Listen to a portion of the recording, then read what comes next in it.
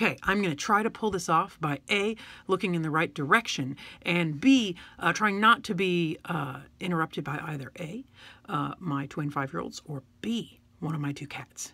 Anyway, so welcome to the end of week 2. You have survived what is, I think, the most work-intensive part of the class. We had a number of things due this week. Well, you still have a discussion board post due tomorrow. Anyway, I wanted to touch a little bit on the quiz and the discussion board post that you guys already did. So the discussion board posts, grades for those and comments for those have been up. You'll find comments in the grade section. If you have any questions, please let me know.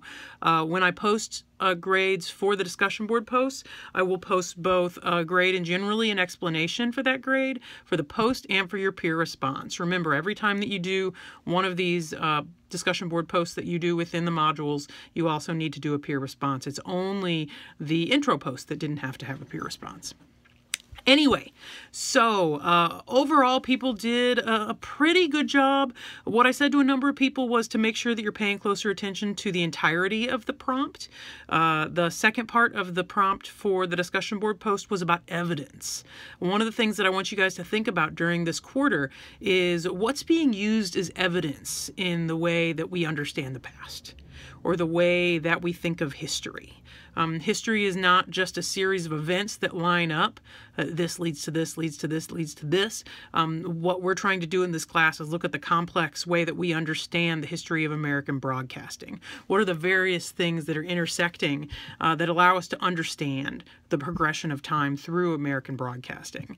And as I say in Module 1, we'll be looking at things like what's going on historically, or what's going on politically, what's going on within our country, what's going on culturally, what's going on in terms of regulation, what's going on in terms of economics, all of these in terms of technology, the ways in which all of these things impacted what became of American broadcasting.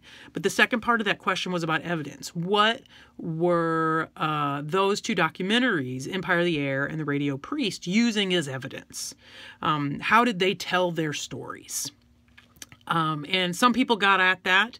There are various ways to think about it. When you're reading articles, you can often look at the end to see what's in the notes or the bibliography to see what their evidence is. And sometimes you can just tell by the way in which they are laying out, the historical interpretation that they're giving. And we'll talk a little bit more over the quarter in some videos like this about the difference between historical facts versus historical interpretation. We'll talk a little bit more about primary versus secondary sources. I'll post something soon about primary versus secondary sources because that's something that you are going to have to deal with soon. And I explained it in people's answers, my comments on your first discussion board post. Remember that a primary source is generally something that's created at the time. It's not created to look back on something. That could be newspaper articles created in a response to an event. That could be a document like the Radio Act of 1912. That could be a speech like Newton Minnow's Vast Wasteland speech, which we'll talk about later. That could be stories about the sinking of the Titanic, or it could be original radio broadcasts. All of those things we could consider primary sources. Secondary sources are sources that were then created to look back on something. So the Douglas article on amateurs, that article itself is a secondary source. In the documentaries that we watched, we could have talked about primary sources such as some of them could have been photographs. Some of them could have been recordings or interviews with the individuals at the time. Patents would be primary sources. Secondary resources would be those interviews of the people who were then talking about them, or books that have been written about a subject. And it's also important for us to think about how those different types of sources impact the knowledge that we have or the way that we understand. What I said on a lot of people's papers is in Empire of the Air, we have a relative of Armstrong telling us the story of Armstrong. How might that secondary resource have been biased based on who she was or what story she was trying to tell? Anyway, this is something we'll talk about more, but I want you to think about evidence. How do we know what happened? How in these articles or our broader discussion do we know or understand the television industry? So that's one thing. As you do the second discussion board post where you have to use some primary resources. You have to use at least one article from the early 1900s. If that's not in your bibliography, you've done something wrong. And make sure that you're not just using that website, but you're using the articles that are linked to that website. They're kind of cool. So look around there and have fun with that. So that's due tomorrow. And then the other thing I wanted to touch on were the quizzes. People's grades were kind of hit and miss. Some people did really well. Some people really struggled. Remember, these are open book, open note, open video. You can go back and look at whatever, but it's important that you've done the reading and you've done the modules before you take the mini exams. I said quizzes, I meant mini exams.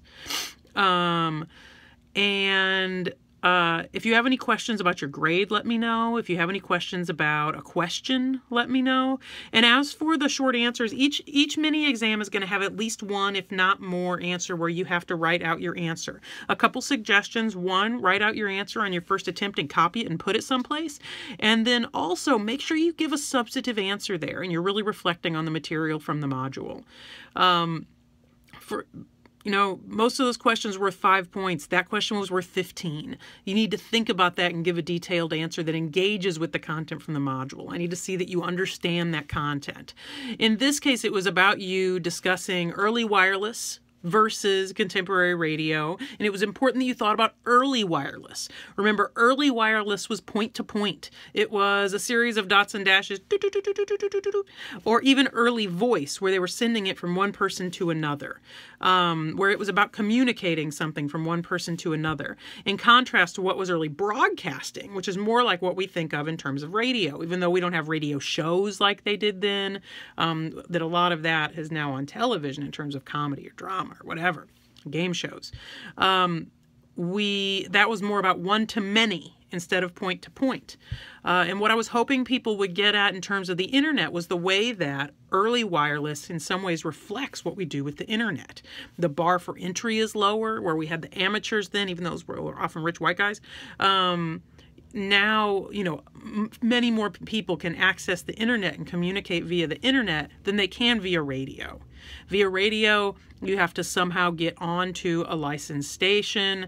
There's not just anyone can do it. So it's important that you understand those concepts as you move forward. As well, again, make sure that you are paying close attention to the prompts and the peer responses. Do that with this.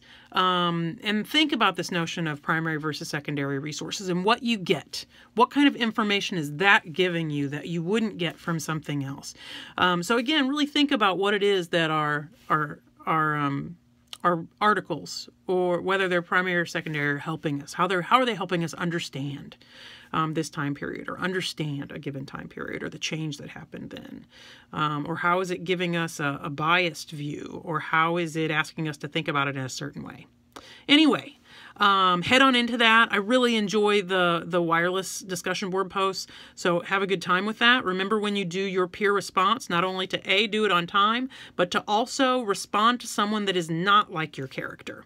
Further, make sure when you're doing your character that you are addressing all of those different categories. If your character is African American, that should be central to what it is you're talking about. If your character is working class is not the same as middle class.